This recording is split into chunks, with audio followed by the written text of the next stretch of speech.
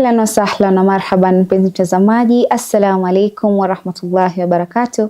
Natumai mzima buheri wa afya. Jina langu ni Haifa Muhammad na karibu katika kipindi kipendacho Upeo wa Asubuhi ndani ya kitengo Gumzo la Vijana. Na leo mpenzi mtazamaji, ni furaha na bashasha kuweza kumpata mgeni mwingine ambaye atatuelezea zaidi kuhusiana na mengi kuhusu vijana na mengi ambayo unafaa wewe kama kijana kuyafahamu. Na mgeni mwenyewe si mwingine ni kwa jina Isaiah Maresi ambaye atatueleza zaidi kuhusiana na hilo. Tukirudi kwake, habari yako? Mzuri sana. Nashukuru sana kwa makaribisho kwa studio zenu. Karibu. Asante. Karibu sana. Yeah. Na leo ni siku njema kuweza kupata wewe kuweza kuhudhuria na kutuelezea mambo kadhaa wa kadhaa yanayohusiana na vijana, na tunaamini wewe mwenyewe utaweza kutuelezea zaidi kuhusiana na hilo. Ila kabla hatujaanza, ningependa umuelezee mpenzi mtazamaji kuhusu wewe, unaitwa nani, unafanya nini, ili aweze kukufahamu kidogo kuhusiana na wewe. Okay, asante sana. So mimi naitwa Isaiah Maresi. Mimi nimekuwa nikifanya kazi na vijana. Nimekuwa nikitrain vijana kuhusu kuandika CV nzuri, personal development, na katika ile kazi nimefanya, ile kazi wanafanya kujitolea. So nikiwa pale kwa kijiji, unapata kuna vijana wajui kuandika CV, wajui kujielezea nini. So kutoka na hiyo hali huwa na post online kama kuna kijana amekwama, natuma CV yake na iangalia. Na kwa ule muda nimekuwa nikipitia kwa CV za vijana, unapata kuna kijana amefanya degree lakini ukiangalia CV yake haimuelezei venye nafaa kumuelezea. So unapata pia hana ile skill ya kujielezea. So mimi kama kijana pia nimepitia katika hiyo hali, naelewa zile challenges wanapitia. So kupitia hiyo mimi huwa najitolea pia kuwasaidia vijana pia nao wajisaidie kuendelea mbele kimaisha. Vizuri sana, vizuri sana. Na inaonekana ni mtu ambaye umebobea katika masuala mengi, kwa sababu swala la kuandika CV ni swala ambalo linasibu vijana wengi, na wengi hawajui kuandika na wengi wanakosea haswa. Ndio inakuta wengi wanakosa kupata kazi kulingana na CV zao. Tukiendelea zaidi kuhusiana na swala letu la kwanza, it's about personal development, ambao hiyo nadhani ilikuwa ni topic ya leo ambao tunaenda kuangazia. Kwa Kiswahili wanasema ni maendeleo ya kibinafsi. Je, utatujuza zaidi nini hasa maana ya personal development, maendeleo ya kibinafsi? Asante. So personal development venye mimi wanaielewa ni kujiinvest, yani investing in yourself. So number one, kwa personal development ni kujielewa wewe ni nani, unaweza fanya nini, what are your strengths, what are your weaknesses. So ukijielewa unaweza fanya mambo mengi sana, kwa sababu umejielewa wewe ni nani na umejielewa unataka kwenda wapi kutokana penye uko. So personal development either tuna spiritual, una develop spiritually, upande wa skills na pia upande wa kimaisha. So ukijidevelop personally utasonga sana kwa maisha, kwa sababu personal development si tukishamaliza tu shule huyo ndio mwisho wa kuendelea kulearn. Learning is a continuous process. Na kwa hiyo kuendelea kulearn utaendelea kujidevelop. Wakati unapatana na watu unaendelea kujifunza mimi naweza fanya nini, unaendelea kujijua wewe. Na pia unapatana ukishajijua, maybe kuna kitu unaweza fanya vizuri, lakini kabla uifanye kitu unaona mimi nikifanya nitafail, mimi nikifanya nitafail. Kwa yani haujiamini, fear of failure. So hiyo kwa sababu haujajidevelop vizuri, so haujiamini. So lakini personal development ukijielewa wewe ni nani na unataka kufanya nini kwa maisha, na zile strengths zako na weaknesses zako, na alafu na capitalize kwa your strengths, unasonga sana kimaisha kuliko ule tu amekaa tu alishamaliza shule amekaa pale eti mimi nangoja tu nipate kazi. Learning is a continuous process. Hata watu wazee bado wanaendelea kusoma. Hata mimi mwenyewe bado naendelea kusoma. Kila siku najifunza kitu mpya. So personal development ni muhimu sana katika maisha ya vijana. Vizuri sana kuhusiana na hilo. Na tukiangalia ni areas that one has to improve upon or develop further ni sehemu zipi ambazo mtu anafaa kujishughulisha zaidi ili aweze kujiinua upande wa maendeleo ya kibinafsi? So ni sehemu nyingi sana ambao mtu kibinafsi unafaa kujiendeleza kimaisha. Number one, upande wa elimu ni muhimu sana. So na si eti nikisema elimu simaanishi si eti umeenda university ama umeenda nini. Unaweza kuwa umesoma umefika form 4, maybe umekosa school fees ya kwenda college ama kwenda university, but hiyo ndio sio mwisho wa maisha. So lazima uendelee upande ya nini skills, lazima uendelee kujidevelop upande wa skills. Na pia katika jamii tuko na social, upande wa social development. So how do you work with other people? How do you network with your colleagues? How do you work with your friends? So hiyo pia kwa sababu naelewa kwa hii dunia hata inasema nini, people promote people. So mi nikinetwork na wewe maybe itafika mahali one opportunity utaniambia kuna opportunity mahali. So na kama nikikuja hapa na nisi network na wewe vizuri, ni hiyo relationship yetu kwa mbaya, hata kuna kitu kitokea au uwezi sema uwezi nikumbuka, hata nasema tu wacha aendange na kwenda. So tuko na hiyo development toward skills, alafu kuna hiyo social development, na pia kuna spiritual. Katika hii dunia lazima tumheshimu Mungu, kwa sababu Mungu ndio pia anatuinua kulingana na ile mambo tunafanya. So hiyo ndio njia moja, hizo ndio baadhi ya zile njia zenye unazajiwekeza upande wa personal development.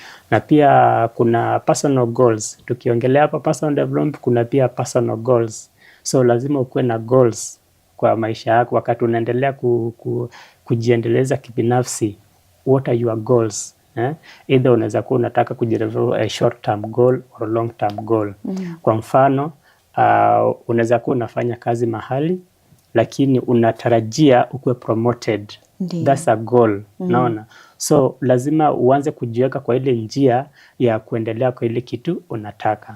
Kwa sababu usipokuwa na goal, utakuwa unafanya tu mambo yako hivi. Hakuna au utakuwa na ile nini yako. Sasa utakuwa unafanya hivi, unafika mahali unachoka. Kwa mfano mtu akikwambia tu hapo, kwa mfano unataka utoke hapa uende mahali fulani. Ile swali la kwanza utamuuliza, naenda kufanya nini? So hiyo yenye unaenda kufanya kwanza, ama hiyo kitu unataka kuachieve, ndio ujiulize kwanza. Nataka kujidevelop personally. What do I want to achieve? Sawa. So ukisha kuwa na hiyo goal, sasa ni ukuwe na malengo. Sasa unakuwa na malengo, sasa utaanza kuyakimbiza. So unajua nakimbiza hili lengo. So is it a short term or a long term? So kama ni short term, utajua ile kasi utaenda nayo ndio ufike ile lengo. So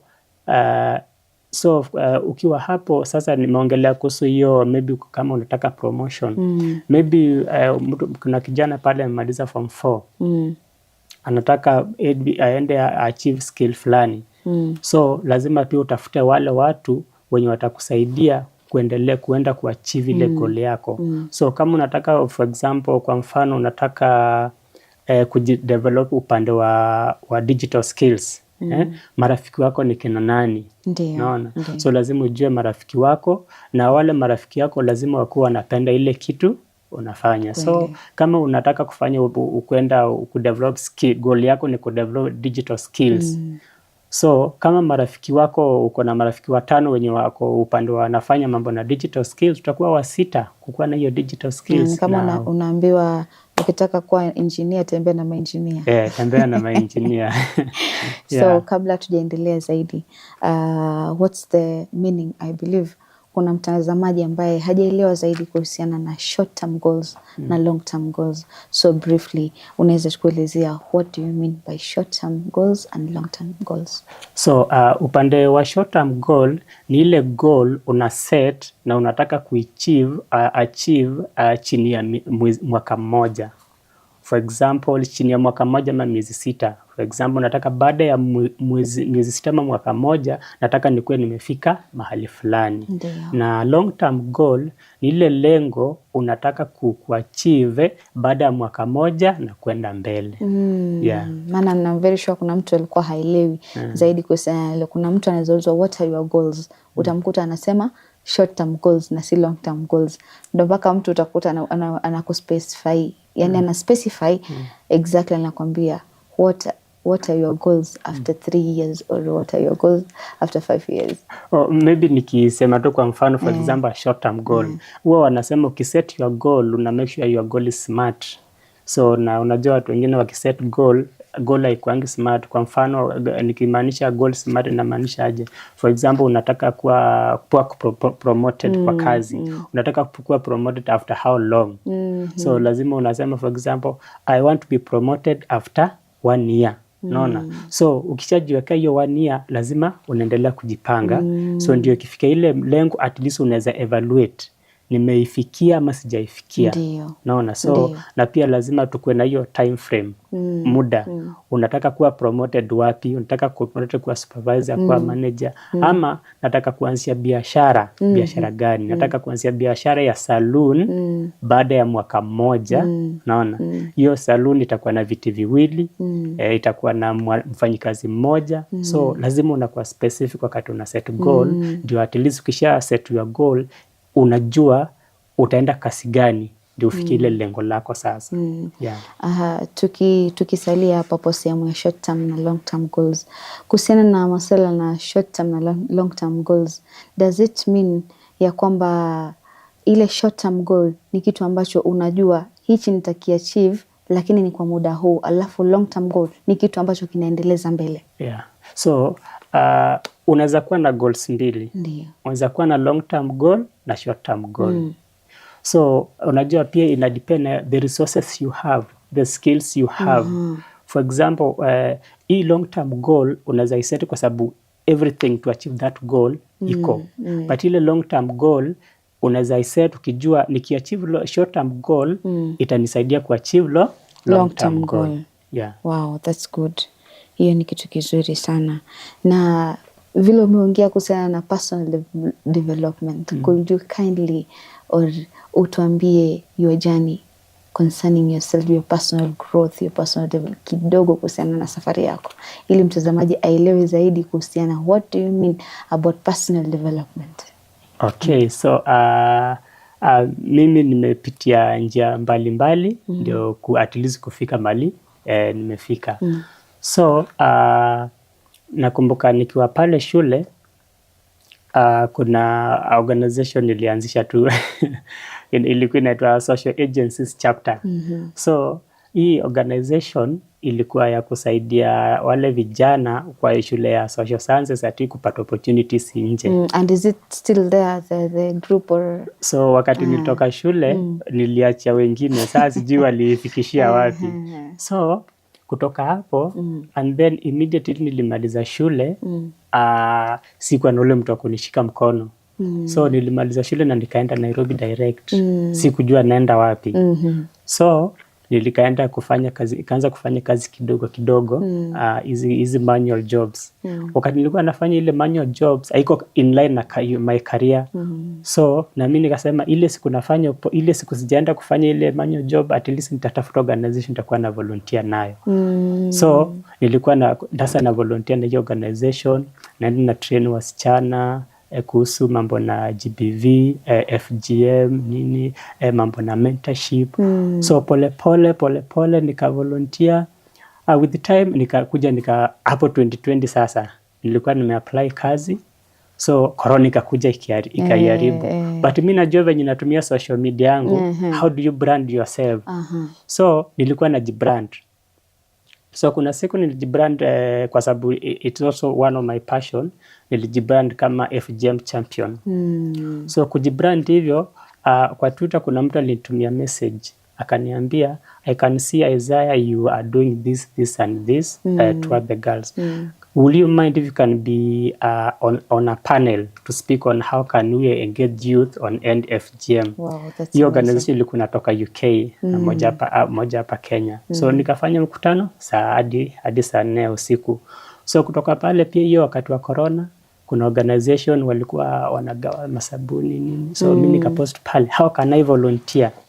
Naona kuna mmoja alinitumia message akaniambia visit a certain office. So mimi nikaivisit. Wakati nilivisit wakanipatia opportunity ya kuvolunteer. Yes. So nikavolunteer pale hadi sasa bado nafanya na wao kazi. Naona. So hiyo personal development so nilikuwa nayo kwa sababu mimi huwa naamini yes umesoma ama uko na hiyo skill uko nayo. What are you doing with that skill? So it's better you put your knowledge into action. Usipoweka your knowledge into action, hiyo knowledge haitakuwa inakusaidia. Yes. Naona. So ni heri uweke hiyo knowledge into action na pia wakati unafanya hivyo unaendelea kulearn. So mimi niliendelea kulearn. Alafu pia nilikuwa na mentorship pia. Kuna siku my lecturer alikuwa mkali shule hadi wanafunzi walikuwa wanamuogopa. So wakati nilimaliza shule nikakuja niko huko nje sasa. So mimi sikuwahi kumuogopa kwa sababu kuna siku nilimiss marks. Najua nilifanya mtihani but nilimiss marks. Mimi nikamwambia nipatie mtihani nifanye. Nikaenda nikafanya mtihani kwa ofisi yake. Amekaa hapa na mimi nimekaa hapa. So kutoka hapo hiyo relationship ikaendelea. So amekuwa akinimentor, akiniambia venye nitafanya hadi saa hii. Wow, that's so amazing. That mentorship that has been the journey. So ukiwa pale usingoje upate kazi. Volunteer, opportunity inatokeanga kwa in the process. Yeah. Wow, that's amazing. That's amazing. So acha tuchukue mapumziko kidogo, Isaiah, then when we come back we'll continue with the session. It's a very beautiful session actually. Kurudi kwako mpenzi mtazamaji, natumai katika awamu ya kwanza ya kitengo cha gumzo la vijana umeweza kufaidi, na tukirudi kutoka kwa mapumziko tutaendelea zaidi. Assalamu alaikum warahmatullahi wabarakatuh. Mpenzi mtazamaji, karibu tena katika kipindi kipendacho Upeo wa Asubuhi ndani ya kitengo gumzo la vijana katika awamu ya pili. Na mpenzi mtazamaji, tulikuwa naye na tupo naye si mwingine ni Isaiah Maresi ambaye ni mgeni wetu leo, na ametuelezea zaidi kuhusiana na safari yake katika personal development ambayo ni maendeleo ya kibinafsi, na bila kupoteza wakati atatuelezea zaidi kuhusiana na swala zima la personal development. Kurudi kwako. So tulikuwa tunaendelea na umetuelezea zaidi kuhusiana na wewe na kuhusiana na safari yako kwa uchache kuhusu maendeleo ya kibinafsi. Na going to the other question, katika awamu ya kwanza umeongelea swala zima la mentorship. How does mentorship contribute to personal development? Okay, asante sana. So mentorship, number one, mentorship inakusaidia kujua where are you, what is your goal. Sawa. So ukija mentor, so pia inakusaidia na wale pia wenye una mentor, inakusaidia kujua your goal or your personal development goal. Then ukishajua your goal, unakuja unaangalia where am I currently towards achieving that goal. Then unakuja kutokana na hiyo where you are, then you come up with options. Uko na option zipi ndio ufikie ndio uachieve ile lengo yako. So una come up with options. Unaweza come up na almost 10 options. Then the last stage is way forward. What's the way forward from the 10 options? Which one are you going forward? Which one are you going to capitalize on to achieve your goal? Wow, that's great. Na kuhusiana na swala lingine, kuhusiana na personal development ya kwako, when you were starting your journey towards personal development, did you face any person or people demotivating you, and mpaka kufika pale umefika? Lazima kuna watu ambao uko chini, lazima walikushusha moyo, walikuvunja nguvu, and how did you manage to maintain the constant? So number one, changamoto ni mingi, hakuna jambo ambayo halina challenges. Sawa sawa. So maybe kabla niguzie hilo, naweza niguzie tu kidogo umuhimu wa personal development. Number one, personal development ina boost your confidence. Kwa sababu hiyo personal development itakusaidia unajielewa, self awareness. Ukishajielewa unajiaccept. Ukishajiaccept hiyo ita boost your self confidence. Sawa sawa. Ukisha boost your self confidence, personal development itakuforce out of your comfort zone. Naona sasa itakupush. Don't be comfortable, move forward, achieve what you want to achieve. Sawa sawa. So changamoto zenye nimepitia ni mingi. Nitaanza na changamoto moja hapa kwa kuvolunteer. So hapa kwa kuvolunteer, number one, nimekuwa na wale watu marafiki ambao wamekuwa wakini discourage. Isaiah, unafanya kazi ya bure. It happens. Inatokea sana. Unafanya kazi na upate mshahara. Unafanya kazi na ulipwi. So how do you survive? Una survive aje? But mimi nilikuwa najua venye na survive. I know I want to achieve two things at the same time. I want at least to gain something, at least pesa za kujikimu. At the same time nataka kupata experience yenye iko in line na my career. Naona? So wakati mtu anakuambia mimi siwezi fanya kazi ya kazi silipwi. Unaona? So na walikuwa marafiki yangu wa karibu. Na saa hii ukiangalia na venye walikuwa wananiambia eti unafanya kazi ya kujilipa, at least I knew what I wanted. You know, so I usually say that if you know what you want, go for it. Hata ukuwe discouraged, go for it. So long as you know it's right, usiwahi iacha. Sawa sawa. So hapo wakati mtu alikuwa anani discourage, mimi nilikuwa najijua na nilikuwa najua ni nini nilikuwa nataka kuachieve. So sikuwahi give up. I continued doing it. Because hiyo kazi ya kufanya kazi kwa jamii ni kitu imekuwa ndani yangu tangu nikiwa mtoto. So hata ni discourage haiwezi. Hata niambie yani unatoka tu kila siku unaenda unatembea alafu unarudi tu hivyo. Hauna kitu. Unaona hata pale kwa kazi kama unafanya kazi kama ni ile kazi unapenda, unaona? Unaweza enda an extra mile. Eti ukiambiwa ingia Saturday, mimi siwezi ingia, lakini ukijua ile kitu unafanya itakusaidia kwa maisha. Yeah, so challenges ziko, utakuwa discouraged, utaambiwa huwezi. Then changamoto ingine ni kutojiamini. Kwa sababu hapo nyuma sikuwa nimejijua ama sikuwa nimejua zile strengths zangu, so sikuwa najiamini. So maybe nikiambiwa nifanye kitu nilikuwa najiuliza kwanza na nikifail, so unaona, so sikuwa najiamini, na hiyo kutojiamini ilikuwa inanifanya confidence yangu inarudi chini. But ni ile kitu nilifanya, nilianza kusoma online. Siku hizi masomo ni ya bure. Naenda tu online, you read. Ile kitu unataka utaipata. Yeah. Wow, that's great. Well, and tukienda kwa swali lingine, it's good about knowing that mtu build confidence, it's another way kufanya personal development yako igrow. So what role does self-awareness play in personal development and how do you cultivate it? So self-awareness ama kujijua kwa personal development, number one, inakusaidia kujua wewe ni nani.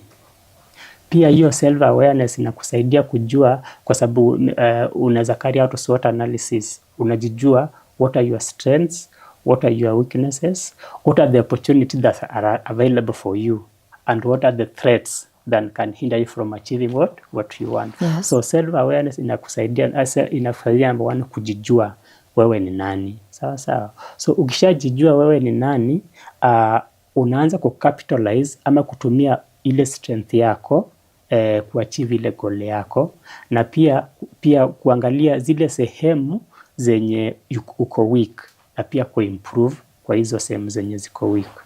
Then pia self awareness itakusaidia kujijua na ita build your confidence of which utakuwa ukienda mahali hauwezi ogopa. Kwa sababu mimi wakati nilianza kujijua sikuwa naogopa. Nilikuwa naingia ofisi yoyote. Naingia pale na nataka kuona mtu fulani. Naongea na yeye.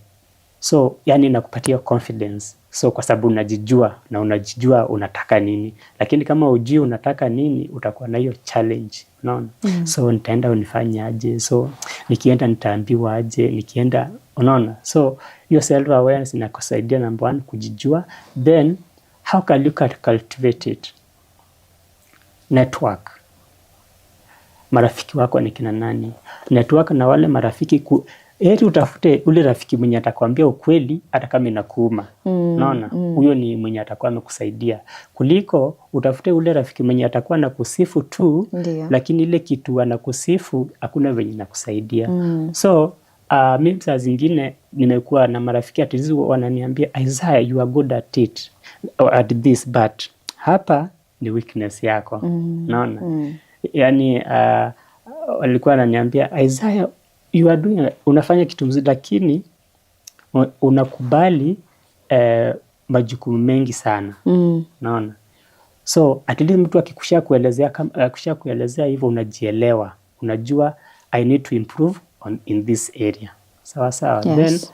Then tuko na upande mwingine hiyo self awareness. Ukishapatana wale marafiki zako, rafiki yako akikwambia Isaiah, hii ni kitu mbaya, na wewe mwenyewe unajua ni mbaya na maybe imekuuma, ni heri uichukulie positive. Everything unachukua positive, alafu unaanza kuimplement. Unaanza tu polepole, unaanza kuchange polepole kwa sababu umeshajijua. Na ukishajijua pia utakuwa na marafiki wazuri. Lakini kama hujajijua utakuwa unafuata tu peer pressure, ile kitu marafiki zako wamekuambia ndio unafuata. Akikwambia fuata hapa tu wewe unaenda tu hapa. Ukiambia twende hivi, ukiasa mnaenda mnajipata kwa shida nyinyi wote. At the same place. At the same place. Wow, that's great.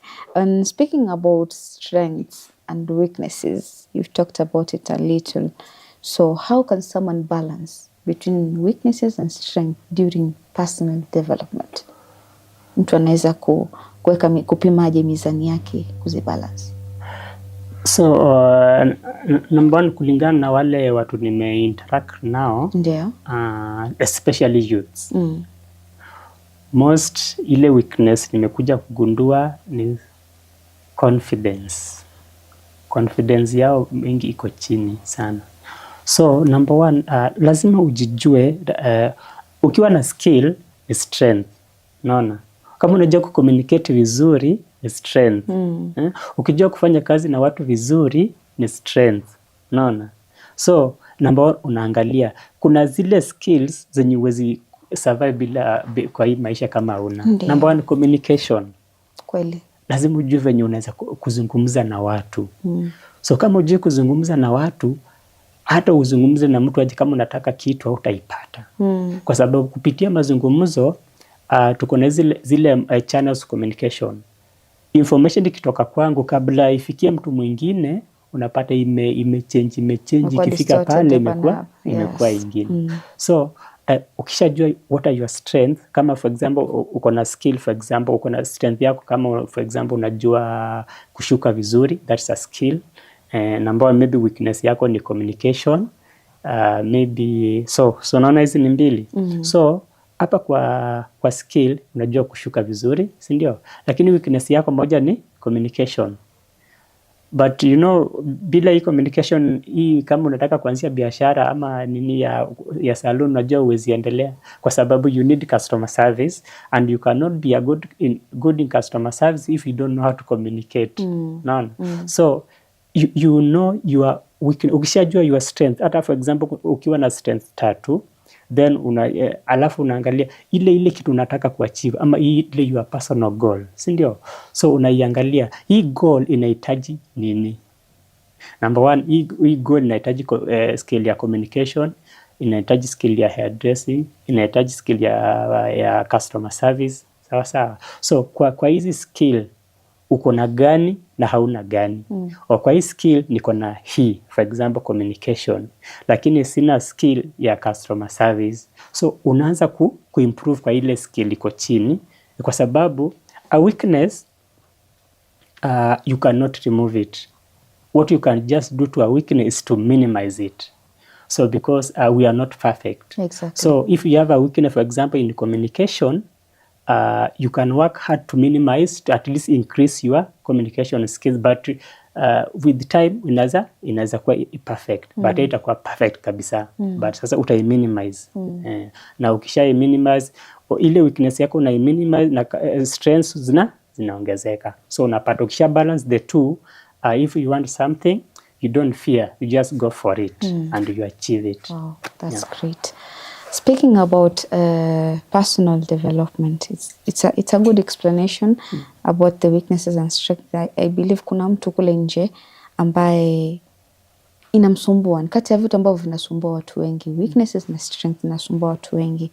Na tukikuja kwa the categories, kuna hizi categories za personal development ambazo tulikuwa tumesema, kuna hiyo kiakili, kijamii, kiimani, kimwili, kihisia. One of the emotional thing ama upande wa kihisia it's kuhusiana na fear. So ukikuwa na fear, kuna ule mtu mwenye haezi kabisa kujiinua kama ako na ile fear ya kufanya kitu. So how does one minimize kukuwa na ile fear ya personal development? Like anaogopa, mimi nikifanya kitu it won't succeed. Like kuna mtu ako na ile fear of failure, anaogopa sana kule kuanguka. So kama mtu ako na ile fear ya kufail, number one, ile kitu ya kwanza anaweza fanya, number one ni kutafuta marafiki. Number one, nilikuwa nimesema hapo nyuma, ile lengo lake. Ile lengo lake ndio anaangalia hilo lengo kwanza. Okay, weakness yako for example ako na fear, naogopa. So ile kitu anaweza fanya, kwa sababu ni bado tupale kwa self awareness. Lazima ujijue na ujue unataka nini. Ukishajijua, umejua strengths zako na umejua weaknesses zako, for sure hautakuwa na fear. Hiyo fear pia, be prepared every time, be prepared. Mimi sana kuna kitu inanisaidia sana. Number one, huwa anasema hivi, it's better to be ready and not have an opportunity than have an opportunity and not be ready. Unaona? So kama anajua ile lengo lake ni fulani, si ndio? Hata kabla hajafikiri lile lengo, anaanza kujipanga mapema. Ako na fear ya kufanya kitu, ako na fear ya kuona eti anaweza fail. Anaanza tu kujenga, anaanza tu kujijua vizuri. Akishajijua, confidence yake itapanda. Na wakati confidence yake inaanza kupanda, ataanza kuninia kitu bila kuogopa. Pia kuwa na ule rafiki anaku-encourage. Isaiah, you can do it. Isaiah, you can do it. Don't give up. Ukiwa na rafiki kama huyo, nakwambia ukitaka kufanya kitu utakuwa naogopa, kwa sababu unajua kuna mtu ako nyuma yako. Namba mzazi anakuambia, Isaiah, my son, you can do it. My daughter, you can do it. Don't give up. Unaona? Lakini ukikuwa na rafiki, ukifanya kitu wewe hauwezi. Kama confidence yake ilikuwa chini, itaendelea kushuka chini. Lakini kama kuna ule mtu anakuambia, Isaiah, you can do it. You can do it. Don't give up. Ile confidence yake itaanza kupanda na fear itaanza kupungua. Kushuka. Yeah, kushuka. Wow, that's great. So tukimalizia katika hii awamu ya pili kuhusiana na swala zima la maendeleo ya kibinafsi, personal development. So what advice you as a youth, because you're a youth and I believe you do community work. Many people do community work. So what advice will you give to a youth out there who's low about personal development, na pia ukiangalia ni mtu ambaye hajipi moyo, amekufa moyo katika maisha kuhusiana na, labda ukiangalia mtu hapati kazi, akiangalia mimi kama niko na uoga huu wote ambao niko nao, how can I develop myself? You yourself, you have experience about that, uko na experience kuhusiana na hilo.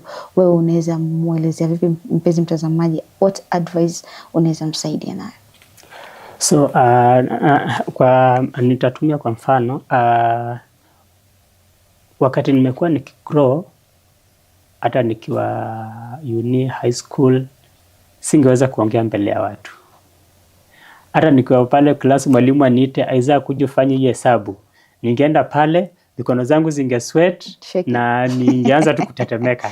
Unaona? But wakati nilianza kufanya kazi ya jamii, nikakuja nikagundua communication lazima nikuwe nayo. Unaona? So lazima nijue kuzungumza na watu, lazima nijue kufanya na different kinds of people. Kwa sababu in this world or in this society we have different type of people. We have the difficult people to work with. We have the difficult people to approach. Kuna mtu ukifanya tu naye kazi yani unaogopa tu. Unaona? So for example unaenda ukiambia mtu kitu hiyo mimi siwezi, wewe fanya hivi, wewe fanya hivi. Unaona? So kama wewe ni youth pale na uko na hiyo fear, bado una hiyo confidence, it is high time uanze kujijenga mapema, uanze kugrow. Kama unakaanga kwa nyumba, eti unashindanga tu kwa nyumba, toka pale nje, enda interact na watu, enda kwa workshops, tembea kwa seminars, pale kanisani, ongea na watu. Kama ni skill yako maybe communication iko chini, anza na watu 2, anza na watu 3, 5, anza kuzungumza. Alafu kisha fanya nao, kama uko na mentor ama kwa wale unaenda kuuliza, how was my presentation, how was my talk, how was my communication, watakwambia hapa ulifanya vizuri, hapa ulifanya vibaya. So wewe kama uko tu pale, there's nothing you are doing about your personal development. No one will come to help build your personal development. Personal development, it is in your hand. It is you to decide. But before you decide, no one will come and hold your hand to develop your personal hand. It is you to move out, look for those people who can help you to develop your personal development. Jitume. Usipojituma utabaki tu pale. Your career iko kwa mikono, is in your hands. So it's you to decide, either I want to take action or I want to remain at the same place I was. But move out of your comfort zone. Hii comfort zone inamaliza watu wengi sana. Kwa sababu kama mtu amefika mahali alafu anaridhika na ile kitu amekuwa akifanya, umeridhika tu, hakuna siku utafikiria kutoka pale. Na pia usipotangamana na marafiki wale wenye wako na mawazo kubwa kubwa, hakuna siku utafikiria kutoka pale. Wewe utaona tu uko comfortable. Na ukishaona uko comfortable, maisha yako itashinda hapo, na hata opportunity ikitokea hautaipata kwa sababu you are not prepared for the opportunity. So youth, is a high time you come out. Go for what you want. If you don't go for what you want, no one will give you. Go and take it. Go and fight for it. Opportunities ni mingi, but if you don't fight for it, no one will fight for you. No one will fight for you. Thank you so much Isaiah for those meaningful words. Na hapo ndio itafika mwisho wa kipindi chetu cha leo. Kurudi kwako mpenzi mtazamaji, natumai umeweza kupata mawili matatu kutoka kwa mgeni wetu ambaye si mwingine ni Isaiah Maresi, ambaye ametuelezea zaidi kuhusiana na swala zima la maendeleo ya kibinafsi. Ni vipi unaweza kujikuza wewe kama youth huko nje, maendeleo yako ya kibinafsi, na nakwambia kwamba usichoke, unafaa kutoka nje na kutafuta. Usikae, kwa sababu hakuna kitu ambacho kitakuja kukufuata wewe unapokaa, bali ni wewe utoke nje uweze kukitafuta. Na kwa hayo machache mpenzi mtazamaji, sina mengi ya kusema isipokuwa ni kusema maasalam.